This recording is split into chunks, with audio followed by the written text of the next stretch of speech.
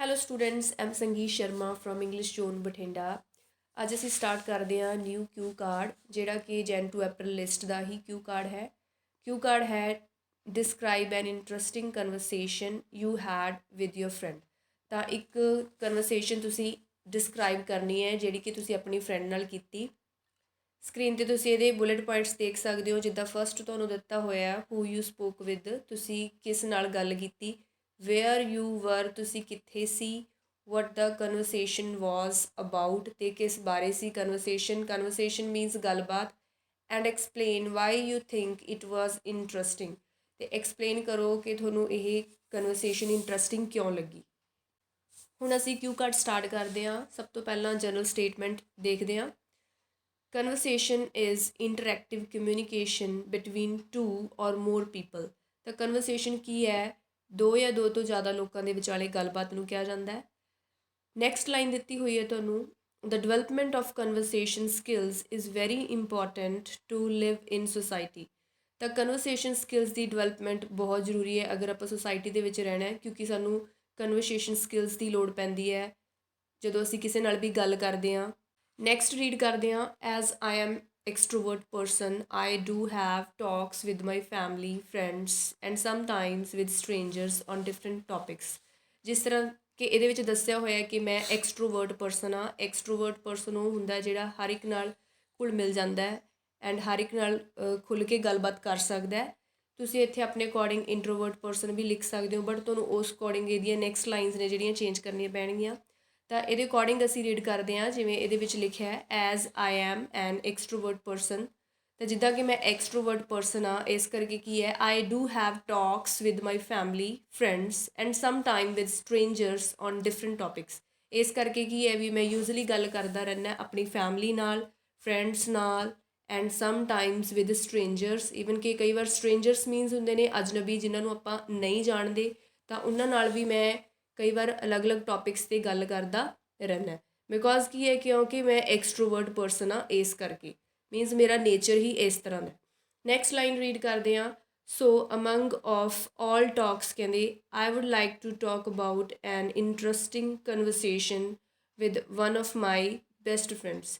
ਤਾਂ ਇਹਨਾਂ ਸਾਰੀਆਂ ਟਾਕਸ ਦੇ ਵਿੱਚੋਂ ਹੀ ਮੈਂ ਡਿਸਕਰਾਈਬ ਕਰਨ ਜਾ ਰਿਹਾ ਇੰਟਰਸਟਿੰਗ ਕਨਵਰਸੇਸ਼ਨ, ਜਿਹੜੀ ਕਿ ਮੇਰੇ ਬੈਸਟ ਫਰੈਂਡਸ ਦੇ ਵਿੱਚੋਂ ਇੱਕ ਨਾਲ ਮੈਂ ਕੀਤੀ। ਨੈਕਸਟ ਪੁਆਇੰਟ ਤੁਹਾਨੂੰ ਦਿੱਤੇ ਹੋਏ ਨੇ, ਹੂ ਯੂ ਸਪੋਕ ਵਿਦ, ਤੁਸੀਂ ਕਿਸ ਨਾਲ ਗੱਲ ਕੀਤੀ। ਵੇਅਰ ਯੂ ਵਰ, ਉਦੋਂ ਤੁਸੀਂ ਕਿੱਥੇ ਸੀ। ਤਾਂ ਇਸ ਬਾਰੇ ਰੀਡ ਕਰਦੇ ਹਾਂ। ਲਾਸਟ ਮੰਥ, ਕਹਿੰਦੇ last month I went to Chandigarh, ਮੈਂ ਚੰਡੀਗੜ੍ਹ ਗਿਆ ਵਿਦ ਮਾਈ ਫਰੈਂਡ, ਮੈਂ ਆਪਣੇ ਫਰੈਂਡ ਨਾਲ ਚੰਡੀਗੜ੍ਹ ਗਿਆ। ਇੱਥੇ ਤੁਸੀਂ ਆਪਣੇ ਫਰੈਂਡ ਦਾ ਨੇਮ ਲਿਖ ਸਕਦੇ ਹੋ। ਬਾਈ ਬੱਸ, ਤਾਂ ਬਾਈ ਬੱਸ ਮੈਂ ਆਪਣੇ ਫਰੈਂਡ ਨਾਲ ਚੰਡੀਗੜ੍ਹ ਗਿਆ। It takes 5 hours to reach there, that is why we had a long conversation. ਜਿੱਦਾਂ ਕਿ ਮੈਂ ਆਪਣੇ ਹੋਮ ਟਾਊਨ ਦੇ ਅਕੋਰਡਿੰਗ ਇੱਥੇ 5 hours ਲਿਖਿਆ ਕਿ 5 hours ਲੱਗਦੇ ਨੇ ਚੰਡੀਗੜ੍ਹ ਰੀਚ ਕਰਨ ਦੇ ਵਿੱਚ। ਤੁਸੀਂ ਆਪਣੇ ਹੋਮ ਟਾਊਨ ਦੇ ਅਕੋਰਡਿੰਗ ਇੱਥੇ ਲਿਖ ਸਕਦੇ ਹੋ ਜਿੰਨੇ ਵੀ ਘੰਟੇ ਲੱਗਦੇ ਨੇ। ਸੋ ਇਹਦੇ ਵਿੱਚ ਲਿਖਿਆ ਜੀ ਇਟ ਟੇਕਸ 5 hours, ਤਾਂ ਮੈਨੂੰ 5 hours ਲੱਗੇ ਚੰਡੀਗੜ੍ਹ ਪਹੁੰਚਣ 'ਤੇ। ਇਸ ਕਰਕੇ ਇਹ ਬਹੁਤ ਹੀ ਜ਼ਿਆਦਾ ਲੌਂਗ ਕਨਵਰਸੇਸ਼ਨ ਹੋਊਗੀ, ਬਹੁਤ ਹੀ ਜ਼ਿਆਦਾ ਲੰਬੀ ਕਨਵਰਸੇਸ਼ਨ ਹੋਊਗੀ। ਨੈਕਸਟ ਪੁਆਇੰਟ ਹੈ ਵਟ ਦਾ ਕਨਵਰਸੇਸ਼ਨ ਵਾਜ਼ ਅਬਾਊਟ। ਤਾਂ ਕਨਵਰਸੇਸ਼ਨ ਕਿਸ ਬਾਰੇ ਸੀ। ਅਬਾਊਟ ਮੀਨਸ ਬਾਰੇ, ਕਿਸ ਬਾਰੇ ਸੀ ਕਨਵਰਸੇਸ਼ਨ। ਰੀਡ ਕਰਦੇ ਹਾਂ। ਇਟ ਵਾਜ਼ ਅਬਾਊਟ ਕਰੀਅਰ, ਹਾਂਜੀ। ਤਾਂ ਜਿਹੜੀ ਕਨਵਰਸੇਸ਼ਨ ਸੀਗੀ ਉਹ ਕਰੀਅਰ ਬਾਰੇ ਸੀ। ਮਾਈ ਫਰੈਂਡ ਟੋਲਡ ਮੀ, ਮੇਰੇ ਫਰੈਂਡ ਨੇ ਮੈਨੂੰ ਦੱਸਿਆ that her cousin is settled in Canada, ਕਿ ਜਿਹੜੀ ਉਹਦੀ ਕਜ਼ਨ ਹੈ ਉਹ ਕੈਨੇਡਾ ਵਿੱਚ ਸੈਟਲ ਹੈ। Her cousin went there for study purpose, ਕਿ ਉਹਦੀ ਜਿਹੜੀ ਕਜ਼ਨ ਹੈ ਉਹ ਸਟੱਡੀ ਪਰਪਜ਼ ਲਈ ਕੈਨੇਡਾ ਗਈ ਸੀ, but got settled there permanently, ਅਤੇ ਉੱਥੇ ਹੁਣ ਉਹ ਪਰਮਾਨੈਂਟਲੀ ਸੈਟਲ ਹੋ ਗਈ ਹੈ। My friend told me that, ਉਸਨੇ ਮੈਨੂੰ ਇਹ ਵੀ ਦੱਸਿਆ that she is also planning to move to Canada, ਕਿ ਉਹ ਵੀ ਹੁਣ ਕੈਨੇਡਾ ਜਾਣ ਦੀ ਪਲੈਨਿੰਗ ਕਰ ਰਹੀ ਹੈ। And ask me to do so, ਅਤੇ ਉਸਨੇ ਮੈਨੂੰ ਵੀ ਇਹ ਕਰਨ ਲਈ ਪੁੱਛਿਆ। ਦੈਨ ਫਿਰ ਮੈਂ asked her the whole process of migration, ਤਾਂ ਮੈਂ ਵੀ ਉਸ ਤੋਂ ਮਾਈਗ੍ਰੇਸ਼ਨ ਦਾ ਹੋਲ ਪ੍ਰੋਸੈਸ ਬਾਰੇ ਪੁੱਛਿਆ। ਮਾਈਗ੍ਰੇਸ਼ਨ ਮੀਨਸ ਜਦੋਂ ਆਪਾਂ ਇੱਕ ਜਗ੍ਹਾ ਤੋਂ ਕਿਸੇ ਦੂਸਰੀ ਜਗ੍ਹਾ ਜਾਂਦੇ ਹਾਂ ਰਹਿਣ ਲਈ, ਉਸਨੂੰ ਮਾਈਗ੍ਰੇਸ਼ਨ ਕਿਹਾ ਜਾਂਦਾ। ਤਾਂ ਮੈਂ ਉਸਨੂੰ ਮਾਈਗ੍ਰੇਸ਼ਨ ਦੇ ਹੋਲ ਪ੍ਰੋਸੈਸ, ਹੋਲ ਮੀਨਸ ਸਾਰੇ ਪ੍ਰੋਸੈਸ ਬਾਰੇ ਪੁੱਛਿਆ। ਸ਼ੀ ਐਕਸਪਲੇਨਡ ਵੈਰੀ ਵੈਲ ਆਲ ਸਟੈਪਸ, ਉਸਨੇ ਮੈਨੂੰ ਸਾਰੇ ਸਟੈਪਸ ਬਹੁਤ ਹੀ ਵਧੀਆ ਢੰਗ ਨਾਲ ਐਕਸਪਲੇਨ ਕੀਤੇ ਵਿਚ ਆਰ ਰਿਕਿਉਰਡ, ਜਿਹੜੇ ਕਿ ਮਾਈਗ੍ਰੇਸ਼ਨ ਲਈ ਰਿਕਿਉਰਡ ਸੀ, ਜ਼ਰੂਰੀ ਸੀਗੇ। ਫਸਟਲੀ ਉਸਨੇ ਮੈਨੂੰ ਦੱਸਿਆ, Shri told that English proficiency is must to get admission in college or university in Canada। ਤਾਂ ਸਭ ਤੋਂ ਪਹਿਲਾਂ ਉਹਨੇ ਮੈਨੂੰ ਦੱਸਿਆ ਕਿ ਇੰਗਲਿਸ਼ ਪ੍ਰੋਫੀਸ਼ੈਂਸੀ ਮਤਲਬ ਇੰਗਲਿਸ਼ ਦੇ ਵਿੱਚ ਪ੍ਰੋਫੀਸ਼ੈਂਸੀ ਹੋਣੀ ਬਹੁਤ ਜ਼ਿਆਦਾ ਜ਼ਰੂਰੀ ਹੈ ਕਿਸੇ ਵੀ ਕੈਨੇਡਾ ਦੇ ਕਿਸੇ ਵੀ ਕਾਲਜ ਜਾਂ ਫਿਰ ਯੂਨੀਵਰਸਿਟੀ ਦੇ ਵਿੱਚ ਐਡਮਿਸ਼ਨ ਲੈਣ ਲਈ। ਪ੍ਰੋਫੀਸ਼ੈਂਸੀ ਮੀਨਸ ਉਸ ਲੈਂਗੁਏਜ 'ਤੇ ਤੁਸੀਂ ਪ੍ਰੋਪਰ ਐਕਸਪਰਟ ਹੋਣੇ ਚਾਹੀਦੇ ਉਸ ਲੈਂਗੁਏਜ ਦੇ ਵਿੱਚ। ਫॉर दैट ਉਹਨੇ ਮੈਨੂੰ ਇਹ ਵੀ ਦੱਸਿਆ ਫॉर दैट ਕਿ ਇਹਦੇ ਲਈ IELTS exam is compulsory to be taken, ਕਿ ਇਹਦੇ ਲਈ ਆਇਲਸ ਐਗਜ਼ਾਮ ਹੈ ਜਿਹੜਾ ਕੰਪਲਸਰੀ ਹੈ ਦੇਣਾ। And each module score must be 6, ਅਤੇ ਹਰ ਇੱਕ ਮੋਡਿਊਲ ਦੇ ਵਿੱਚ 6 ਸਕੋਰ ਹੋਣਾ ਜ਼ਰੂਰੀ ਹੈ। ਦੈਨ ਫਰਦਰ ਸ਼ੀ ਐਕਸਪਲੇਨਡ, ਇਸ ਤੋਂ ਅੱਗੇ ਉਸਨੇ ਮੈਨੂੰ ਦੱਸਿਆ that with accordance our academic scores and subjects we have to choose the college or university। ਤਾਂ ਨੈਕਸਟ ਸਾਨੂੰ ਇਹਦੇ ਵਿੱਚ ਤੁਹਾਨੂੰ ਜਿੱਦਾਂ ਉੱਪਰ ਦੱਸਿਆ ਸੀ ਕਿ ਆਇਲਸ ਦਾ ਐਗਜ਼ਾਮ ਦੇਣਾ ਪੈਂਦਾ ਹੈ ਔਰ ਉਸ ਆਇਲਸ ਦੇ ਐਗਜ਼ਾਮ ਦੇ ਸਕੋਰ ਦੇ ਅਕੋਰਡਿੰਗ ਅਤੇ ਸਬਜੈਕਟ ਦੇ ਅਕੋਰਡਿੰਗ ਹੀ ਸਾਨੂੰ ਅੱਗੇ ਨੈਕਸਟ ਕਾਲਜ ਜਾਂ ਫਿਰ ਯੂਨੀਵਰਸਿਟੀ ਨੂੰ ਚੂਜ਼ ਕਰਨਾ ਪੈਂਦਾ। I had many questions regarding fees, living expenses and weather of the country। ਤਾਂ ਮੇਰੇ ਕੋਲ ਵੀ ਬਹੁਤ ਸਾਰੇ ਕੁਐਸਚਨ ਸੀ ਜਾਂ ਮੇਰੇ ਮਾਈਂਡ ਦੇ ਵਿੱਚ ਬਹੁਤ ਸਾਰੇ ਕੁਐਸਚਨ ਸੀ ਫੀਸ ਦੇ ਰਿਗਾਰਡਿੰਗ ਵੀ, ਉੱਥੇ ਕੀ ਫੀਸ ਹੈ ਐਂਡ ਉੱਥੋਂ ਦੇ ਲਿਵਿੰਗ ਐਕਸਪੈਂਸਿਸ ਕੀ ਨੇ। ਲਿਵਿੰਗ ਐਕਸਪੈਂਸਿਸ ਮੀਨਸ ਉੱਥੇ ਰਹਿਣ ਖਾਣ ਦੇ ਕੀ ਖਰਚੇ ਨੇ, and weather of the country, ਅਤੇ ਉੱਥੋਂ ਦਾ ਮੌਸਮ ਕਿਸ ਤਰ੍ਹਾਂ ਦਾ ਹੈ। I had also some knowledge about foreign studies, ਜਿਸ ਤਰ੍ਹਾਂ ਕਿ ਮੈਨੂੰ ਵੀ ਥੋੜ੍ਹੀ ਬਹੁਤ ਨੌਲੇਜ ਸੀਗੀ ਫੋਰਨ ਸਟੱਡੀਜ਼ ਬਾਰੇ। ਸੋ ਵੀ ਐਕਸਚੇਂਜਡ ਮੈਨੀ ਆਰਗੂਮੈਂਟਸ, ਤਾਂ ਇਸ ਤਰ੍ਹਾਂ ਕਿ ਅਸੀਂ ਆਪਸ ਵਿੱਚ ਐਕਸਚੇਂਜ ਕੀਤੇ ਆਪਣੇ ਆਪਣੇ views to get the more suitable and right conclusion whether we should move to Canada or not. ਤਾਂ ਅਸੀਂ ਆਪਸ ਦੇ ਵਿੱਚ ਵਿਊਜ਼ ਹੈ ਜਿਹੜੇ ਐਕਸਚੇਂਜ ਕੀਤੇ ਇੱਕ ਸੂਟੇਬਲ ਅਤੇ ਰਾਈਟ ਕਨਕਲੂਜ਼ਨ 'ਤੇ ਪਹੁੰਚਣ ਲਈ ਕਿ ਸਾਨੂੰ ਕੈਨੇਡਾ ਜਾਣਾ ਚਾਹੀਦਾ ਜਾਂ ਨਹੀਂ।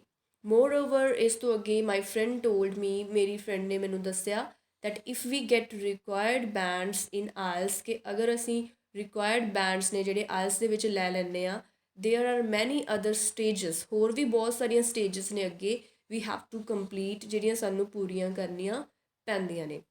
ਸੋ I was curious to know that all, ਤਾਂ ਮੈਂ ਇਹ ਸਾਰੀਆਂ ਹੀ ਸਟੇਜਸ ਨੂੰ ਜਾਣਨ ਲਈ ਬਹੁਤ ਜ਼ਿਆਦਾ ਕਿਊਰੀਅਸ ਸੀ। ਕਿਊਰੀਅਸ ਮੀਨਸ ਕੀ ਹੈ, ਮੈਂ ਬਹੁਤ ਜ਼ਿਆਦਾ ਉਤਸੁਕ ਸੀਗਾ, ਐਕਸਾਈਟਡ ਸੀ ਉਹਨੂੰ ਜਾਣਨ ਲਈ। ਨੈਕਸਟ ਪੁਆਇੰਟ ਹੈ ਜੀ, explain why you think it was interesting, ਅਤੇ ਐਕਸਪਲੇਨ ਕਰੋ ਤੁਹਾਨੂੰ ਕਿਉਂ ਲੱਗਦਾ ਹੈ ਕਿ ਇਹ ਕਨਵਰਸੇਸ਼ਨ ਬਹੁਤ ਜ਼ਿਆਦਾ ਇੰਟਰਸਟਿੰਗ ਸੀ। ਸਟਾਰਟ ਕਰਦੇ ਹਾਂ। Her method and knowledge about the topic was amazing, ਤਾਂ ਮੇਰੀ ਫਰੈਂਡ ਜੋ ਮੈਨੂੰ ਦੱਸ ਰਹੀ ਸੀ ਉਹਦਾ ਜੋ ਵੇ ਸੀਗਾ, ਮੈਥਡ ਸੀਗਾ ਗੱਲ ਕਰਨ ਦਾ, ਗੱਲ ਦੱਸਣ ਦਾ, ਅਤੇ ਉਹਦੀ ਜਿਹੜੀ ਨੌਲੇਜ ਸੀ ਟੋਪਿਕ ਦੇ ਬਾਰੇ ਉਹ ਬਹੁਤ ਹੀ ਜ਼ਿਆਦਾ ਅਮੇਜ਼ਿੰਗ ਸੀ। ਅਮੇਜ਼ਿੰਗ ਬਹੁਤ ਜ਼ਿਆਦਾ ਵਧੀਆ ਸੀ। ਸ਼ੀ ਗੇਵ ਡਿਟੇਲਡ ਇਨਫੋਰਮੇਸ਼ਨ, ਤਾਂ ਉਸਨੇ ਹਰ ਇੱਕ ਇਨਫੋਰਮੇਸ਼ਨ ਬਹੁਤ ਹੀ ਜ਼ਿਆਦਾ ਡਿਟੇਲ ਦੇ ਵਿੱਚ ਦਿੱਤੀ। ਐਂਡ ਵੈਰੀ ਪੇਸ਼ੈਂਸਲੀ ਆਨਸਰਡ ਮਾਈ ਆਲ ਕੁਐਸ਼ਚਨਸ, ਅਤੇ ਬਹੁਤ ਹੀ ਆਰਾਮ ਨਾਲ ਮੇਰੇ ਉਸਨੇ ਸਾਰੇ ਹੀ ਕੁਐਸ਼ਚਨਸ ਦਾ ਆਨਸਰ ਦਿੱਤਾ। Finally I made my mind to talk to my parents for studying abroad. Finally ਮੈਂ ਆਪਣਾ ਮਾਈਂਡ ਹੈ ਜਿਹੜਾ ਬਣਾ ਲਿਆ ਕਿ ਮੈਂ ਆਪਣੇ ਪੇਰੈਂਟਸ ਨਾਲ ਗੱਲ ਕਰਾਂਗਾ ਫॉर ਸਟੱਡਿੰਗ ਅਬਰੋਡ, ਅਬਰੋਡ ਵਿੱਚ ਸਟੱਡੀ ਕਰਨ ਬਾਰੇ। And we both decided to join an institute to learn the language English, ਅਤੇ ਅਸੀਂ ਦੋਨਾਂ ਨੇ ਹੀ ਡਿਸਾਈਡ ਕੀਤਾ to join an institute to learn the English language, ਤਾਂ ਇੰਗਲਿਸ਼ ਲੈਂਗੁਏਜ ਸਿੱਖਣ ਲਈ ਅਸੀਂ ਇੱਕ ਇੰਸਟੀਟਿਊਟ ਨੂੰ ਜੁਆਇਨ ਕਰਨ ਬਾਰੇ ਵੀ ਡਿਸਾਈਡ ਕੀਤਾ ਦੋਨਾਂ ਨੇ। that conversation totally changed my goals and career path, ਤਾਂ ਇਸ ਕਨਵਰਸੇਸ਼ਨ ਮੀਨਸ ਗੱਲਬਾਤ ਨੇ ਟੋਟਲੀ ਮੇਰੇ ਗੋਲਸ ਨੇ, ਜਿਹੜੇ ਗੋਲਸ ਮੀਨਸ ਮੇਰਾ ਪਰਪਸ ਸੀ ਜੋ, ਐਂਡ ਕਰੀਅਰ ਪਾਥ ਸੀ, ਉਹਨੂੰ ਚੇਂਜ ਕਰਤਾ।